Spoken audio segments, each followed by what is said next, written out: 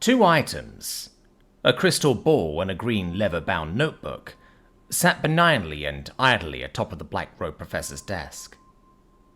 The camera lingered on them, giving them what most may see as an undeserved moment in the spotlight.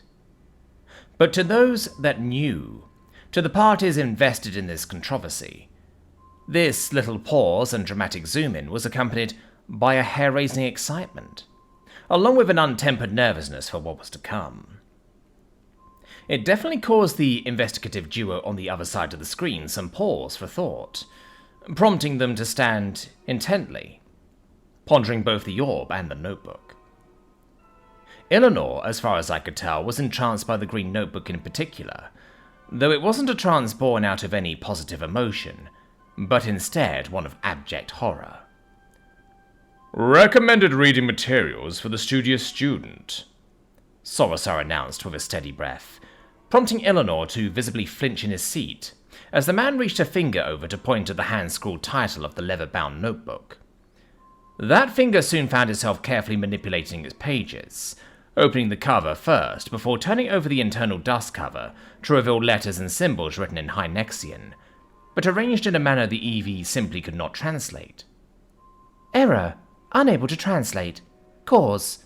Unrecognized and/or unintelligible organization of local script forms. Yet despite this, it seemed as if both Sorosar and the apprentice were able to draw something from his otherwise senseless pages, as despite being written haphazardly, with letters and pictograms arranged in no meaningful order, they were able to still draw meaning where the EV couldn't. "Within these pages lie materials for the studious student. Materials are to be found within the library, and are to be retrieved with great haste. May you make swift work of their contents, and may those after you find only ash in your wake. Seek, unlearn, and remove from the grip of the eternal entity that which was once a gift but is now a curse. Seek, unlearn, and remove, with the fires of your passion, O studious student." Sorosar read aloud, managing to read something verbatim from the nonsensical pages of the book. Eleanor's eyes were practically glazed over at this point, as he began bringing his cape over across his chest, tucking his legs towards his chin in the process. "This is it," the apprentice announced with a half-cracked smile. "Please, keep going. I'm certain your skills of appraisal far exceed my own, Professor." Sorosar obliged by flipping the page, turning over to 2 pages of complete gibberish, once again watermarked by the EV's error message, but proving no challenge at all for the ever-inquisitive professor. Section 1. Her Tainted Reality. A wretched collection of historical affidavits during the reconciliation and reformation of otherwise lost realities. Sorosar paused before turning towards the apprentice.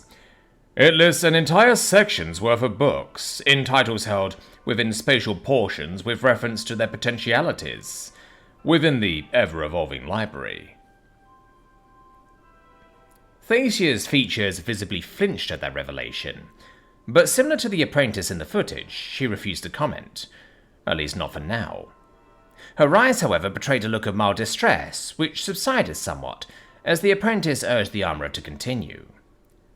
Which he did, as he flipped from page to page across the relatively small notebook, only pausing to read in between what he interpreted to be different sections and chapters. Section 2. The Unspoken War and the Treacherous Alliance. Section 3. All surviving works from Aleroy Ratal. The apprentice cocked her head as if trying to recall some familiarity in that name. "Aleroy Ratal," she repeated. "I don't recall hearing of such a name before." Well, his full name, as far as I recall, and vastly aided by the book, is as follows. Aleroy Ratal, Lord Mayor of the Township of the Two Rivers, Slayer of the Dragon of the Grey Canyon, Repeller of the Tainted Blight of the Orsin, Liberator of the Aether, and Grand Master of the Eleusinian Guild Hall of Adventurers. Sorosar responded succinctly, prompting the apprentice to once more clench her eyes shut in deep thought, before finally letting out a sigh of defeat. "The name is both familiar yet foreign at the same time," she finally admitted. As far as I recall, and mind you, my memory of those years are far from perfect, the man was a local hero of sorts, though his record was besmirched by some controversy or another. Sorosar offered, prompting the apprentice to finally shrug, giving up on this particular subject matter entirely. There are more sections, yes? Correct. Then let's move on. Sorosar nodded promptly at that, flipping the pages over until he hit the next section. Section 4. A sordid account of the most bizarre of New Realm arrivals. A death by harmonization and the ensuing investigation. That immediately got my attention, causing me to jolt forwards, prompting the armor to quickly follow, as it automatically switched from the currently active in-armor postural readjustment mode and back into its active configuration. Section 5. The unfortunate procedures against unruly realms and the instances in which such procedures were incurred. The armourer paused after that, not necessarily due to its contents, but as if puzzled by what lay in the next few final pages. In fact, he flipped back and forth between the pages soon after that, treading and retreading what were effectively the last 5 pages of the book. There is an appendix which includes titles not covered by these sections. However, it will take some time to read through them. That's enough for now, Professor, the apprentice offered, prompting the man to quickly pull back, closing the notebook with an unsatisfying thump. We have our glowing wand, the apprentice surmised. The oeuvre of works which are no doubt the subject of this grand controversy. Now all we need to find is the contract which ties everything together. I'm assuming you haven't forgotten about our second item of interest. Sorosar gestured towards the crystal ball. Of course not, Professor. However, the fact we found that book implies that we must be close to its dependent article.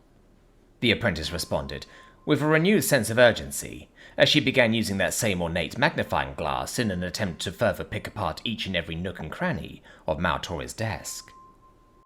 Part of me wanted to make some joke about how this was every unpaid intern's dream, to be rummaging through your boss's stuff.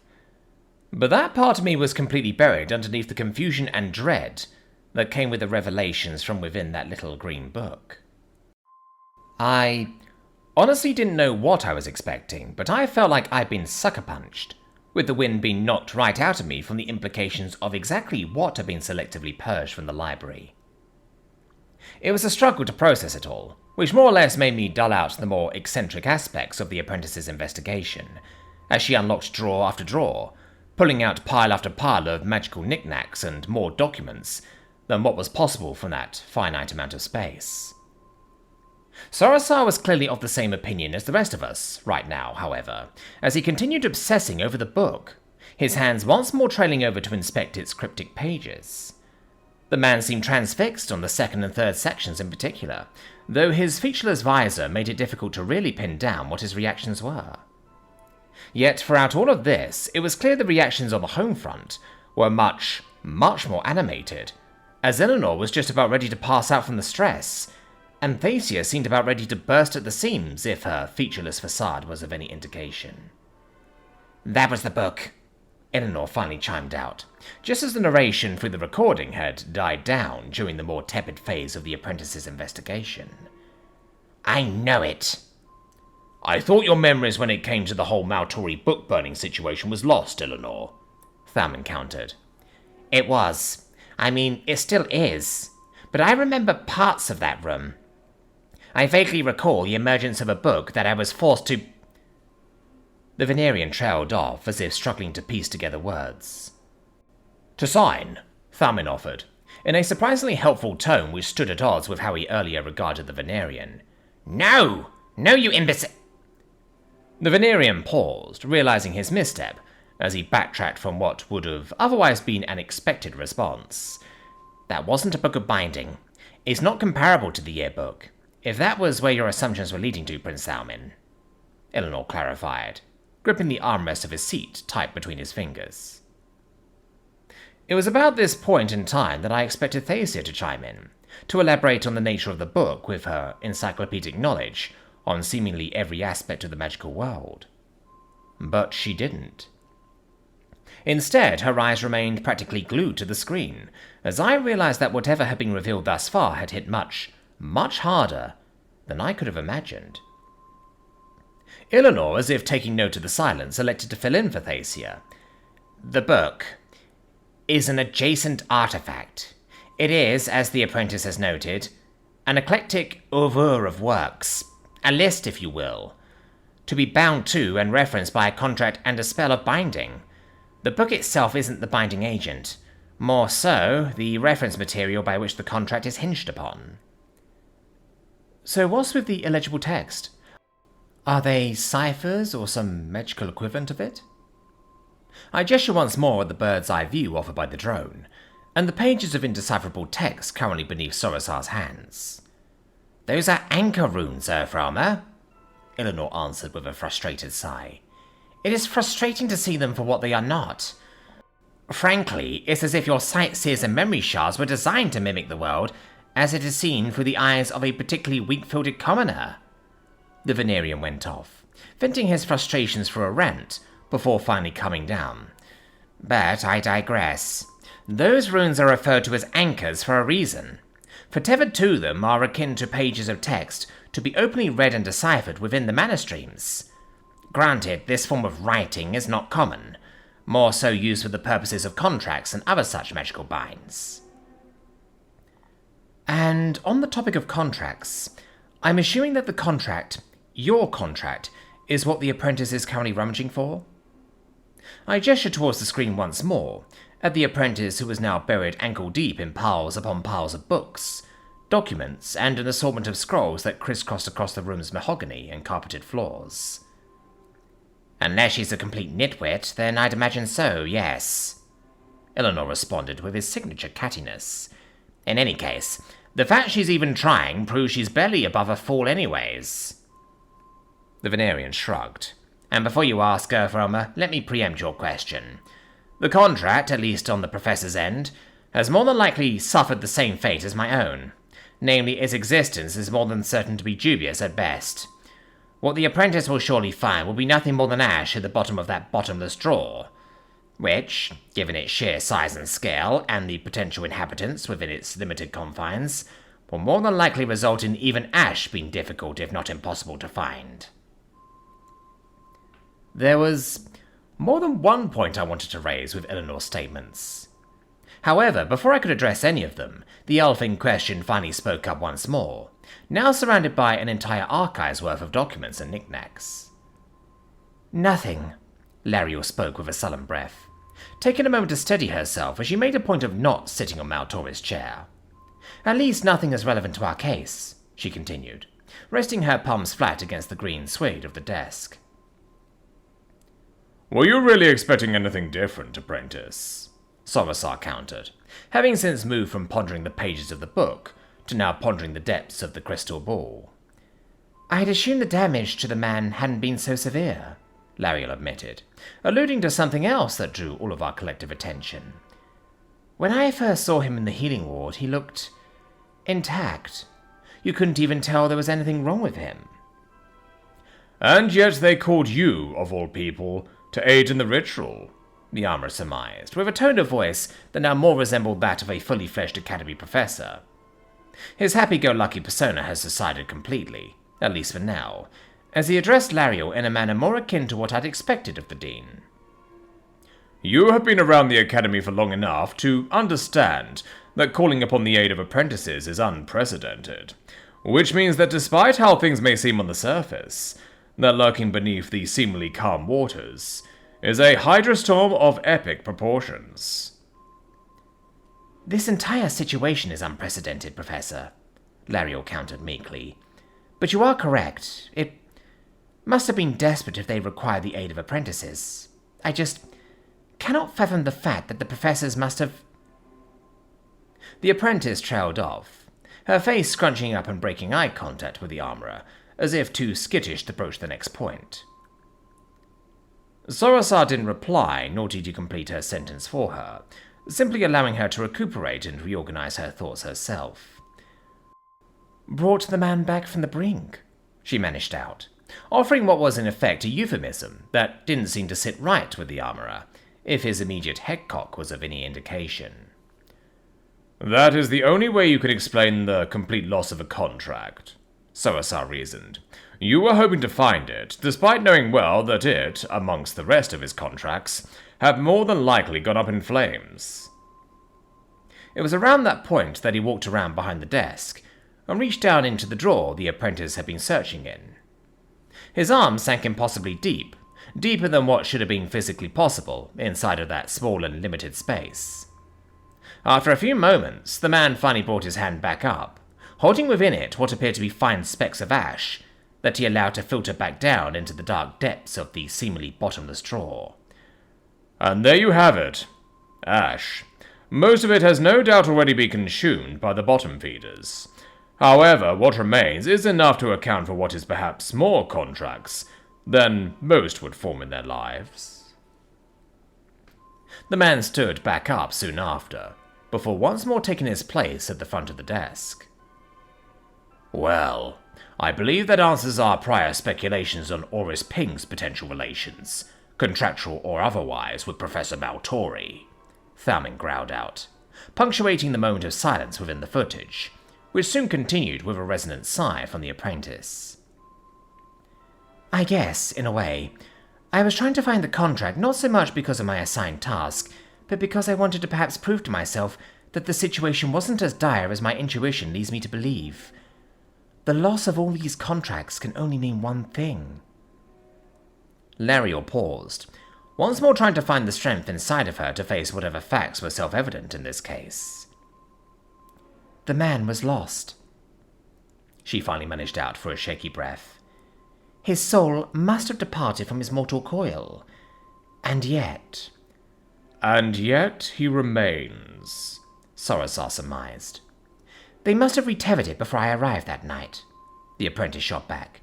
But I felt nothing different when they asked me to aid in the mana channeling processes. This whole situation is just... She sighed, prompting Sorosar to cock his head. Unprecedented?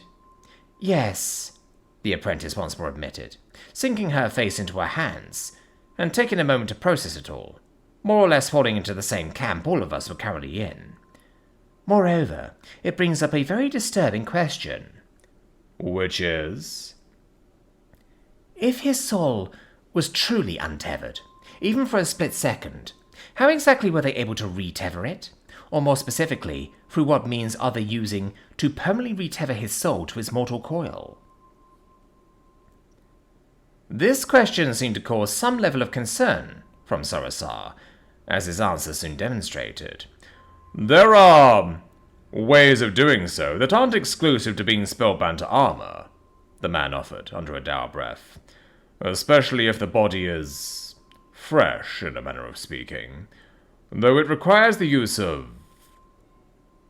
He stopped, halting himself from going down what was clearly a darkening path. I apologize for prompting this rather dark and dreary subject matter, apprentice, Sorosar offered, as that empathetic, kinder side of him returned without much prompting. It's quite all right. It needed to be said, if we are to complete this investigation with any degree of professionalism, the apprentice concluded with a small smile. Whatever the case may be, it is clear that we are unable to procure the contract through which the perpetrator of the library's burning was bound. We have, however, undeniable proof of Professor Maltori's involvement with the scandal. She pointed to the green notebook, and of course a potential interloper who may or may not have been a part of this conspiracy, thereby expanding this from a mere academy matter to one which could implicate others beyond its walls. She pointed to the crystal ball. Have you discovered anything from your observations thus far, Professor? The apprentice inquired, prompting the man to nod as he knelt down to eye level, pondering the orb from desk height. The inherent limitations of the Echovel make it so that it's near impossible to transcribe anything following the cessation of a communique, Sorosar began, though of course you knew this and hoped that because I am perhaps one of the greatest armorers to have ever lived, that I would have been able to aid in this impossible endeavor, The armorer's tone of voice had more or less resumed that flighty, happy-go-lucky one I knew him for. The apprentice, hearing this, could only smile awkwardly in response. I wouldn't have put it that bluntly, Professor, but I do indeed have faith in your ability to make the impossible, well, probable at the least. Well, I couldn't pin a face or name, but I was able to pin a definite location, if that helps, the man offered. Any stray piece of information will help tremendously, Professor. The Crown Lands, he answered, without a hint of hesitation, prompting the apprentice to raise both of her brows up high. That's as far as I'm able to draw from the residual echoes within the veil. He tapped at the ball, generating a series of satisfying clinks in the process. So the man wasn't acting alone, or rather, perhaps he was consulting someone, the apprentice pondered. Then again, that final communique could very well be with Lord Lartier. The apprentice paused, before placing both palms softly across her throat. May his soul rest in peaceful slumber. Following another moment of silence, the apprentice's hand soon shifted towards the ball. In any case, if it isn't Lord Lartier, then who could it possibly be? Maybe we should... The apprentice suddenly stopped, as if realizing the dangers of diving any deeper into this growing conspiracy. No, she quickly corrected herself. Whatever the case may be, this is probably now completely out of my purview. I was assigned to collect any evidence I deem to be relevant to recent happenings, and I believe this should suffice. Whatever you believe is best, apprentice, Sorosar acquiesced, prompting the apprentice to slowly but surely pack the archive's worth of documents, books and scrolls, all back into the drawer using nothing but telekinetic spells. That just left the crystal ball and the little green book, both of which the apprentice promptly pocketed into a small pouch, before placing it somewhere beneath her cloak. Though on that note, Sorosar began, pointing towards the apprentice's cloak, if I may ask, how do you plan on divvying up these finite pieces of evidence? This caught the apprentice off guard as her mouth opened, but no response came through. Moreover, are you even obligated to hand in this evidence? Or are you only expected to write a report to all parties involved? Sorosar continued, pressing the matter further, causing the apprentice to stop mid-stride. Because if primary evidence isn't explicitly required, might I offer my services as a master forger? The man spoke with a hint of mischievousness, the duality of the word perhaps translating equally well despite the language barrier. I may need to contact my superiors to ask if a copy will be satisfactory to their needs. I believe not, but we shall see. In any case, I am due to submit the evidence along with my report no later than the end of next week. As such, this should give me ample time to organize my findings, which is especially convenient given the roster of duties I am expected to cover over the next few days. The apprentice took a moment to pinch the bridge of her nose, halting her ramblings as she steadied herself with a sigh. But I digress. I believe I will take you up on that offer, Professor Pliska. It would be my pleasure to welcome you into my domain, apprentice. The rest of the footage consisted of small talk between the pair, with nothing in particular standing out as the topics being addressed soon turned from high-stakes espionage and back into faculty banter. Yet despite that, none of us broke the silence that now dominated the boring trip back. Not even as the footage came to a complete stop and there was nothing more left to play. I leaned back against the armor, eliciting a series of creaks from the couch below me, echoing across the high-ceilinged room, and disrupting the tentative peace that came with this ominous silence. This explains a lot, Thalwyn offered, finally breaking the silence with a tentative tone of voice. It explains your contract and its abrupt cessation, he continued, turning towards Eleanor. It explains Maltori, or at least his current lack of public appearances, and it reveals to us exactly what he was trying to hide from you, Emma. The Lupinor eventually turned towards me. And I think the sections of the library, selectively pruned, are self-explanatory as well. Section 4 and Section 5 at least, I replied shortly thereafter. I have no idea who or what Alori Ratal has to hide in Section 3, and don't even get me started on Section 2, let alone Section 1. It was at that point that I turned towards Thacia, who let out a sharp exhale upon me bringing up Section 1. The removal of all information relevant to, and I quote, tainted realities, speaks volumes to the inherent fears of the Nexus. Though I know not what specifically they may fear from your discovery of his deep and now lost lore, Thacia offered for a pensive gaze. There are many rumours, legends that come with the phrase tainted reality, though most are mythical, epics of long-lost eras that dwell between the blurry line that exists between history and legend. Perhaps the records within the library were pieces of irrefutable evidence that would have shed light on this nebulous subject matter. But even so, that begs the question, why? Why would they hide what is effectively a non-issue when it comes to your discovery of its lore? Taint, and more specifically the concept of a tainted reality, is something that is inconsequential in the contemporary world. Its history, even if it proves to be true, is neither a disruptive political element nor a practical tool for war that could be used in countering the Nexus. The Avanor's explanations were clear, concise, and yet they belie something personal that she clearly wasn't broaching. And I wasn't about to dig either. Not when this topic very clearly hit close to home for her. This leaves the second subject matter then, I offered, giving the Avanor an off-ramp towards a potentially more palatable topic. The unspoken war and the treasonous alliance? Correct, I nodded. That I have no knowledge of, the Avanor admitted, prompting me to turn to both the Lupanor and the Venerian for answers. Don't look at me, Earthrealmer. I'm the one who lost all memories on the subject, remember? Eleanor countered. I'm afraid I'm as in the dark as you are on this one, Emma, Thalmin replied with a loud huff, leaving me with perhaps more questions than answers at this point. Right then, I nodded. Well, regardless, as disquieting, confusing, and disturbing as these revelations have been, they are exactly that, revelations. I took a moment to stand up, resting both hands on my hips, as if adopting Eleanor's more theatrical approach to things. We started the day off with no intel on Maltori, with no idea how we were going to complete the library's seekership questline, and no knowledge on exactly where we stood in this game. We're ending today off with a firm grasp on exactly what we need to do, what exactly was scorched in the library, and a tentative understanding on Maltori's fate. I say that's an incredible step forward, even if the answers we now have are leading to even more questions. Reality is often filled with disturbing truths, but only when we acknowledge them can we act to change them, Thacia offered. Hear, hear, Thalmin reaffirmed through a firm stomp, standing up tall and ready.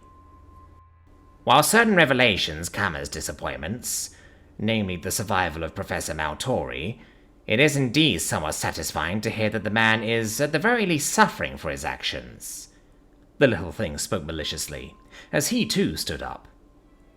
This prompted a look of worry to form amidst all three of us, but instead of reacting accordingly, he instead displayed an expression of confusion. What? The man was a monster. He actively antagonized not only me, but this entire group. Surely you also want to feel at least some sense of satisfaction at the consequences of his actions catching up to him? The delight in an enemy's defeat best comes from the resistance of the blade against his body, not from the suffering incurred from happenstance, Thalmin countered. Whilst Thacia and I refused to entertain that line of thought, as I quickly placed a palm across my forehead, bonking it once again in the process. Right, well, here's the game plan. We now have a clear target to complete our first objective, the notebook. We grab that, hand it into the library, and presto, we accomplish the seekership questline. Now comes the difficult part. How exactly do we do that? I turned to the group, as offers and suggestions finally came flying in. Take advantage of your life debt? Eleanor offered. I wouldn't take advantage of that card just yet, Eleanor, not if we have other options, Thacia countered. What if we steal it? Thalmin proposed. Thievery isn't a diplomatic approach, Thalmin. Thacia shot back with a glare. Well, Emma here was able to grapple her way, through mannerless means, across the outside of the castle towards the apprentice, while she was in the medical wing. I'm sure we can pull something else off in a similar capacity, the Lupinor countered.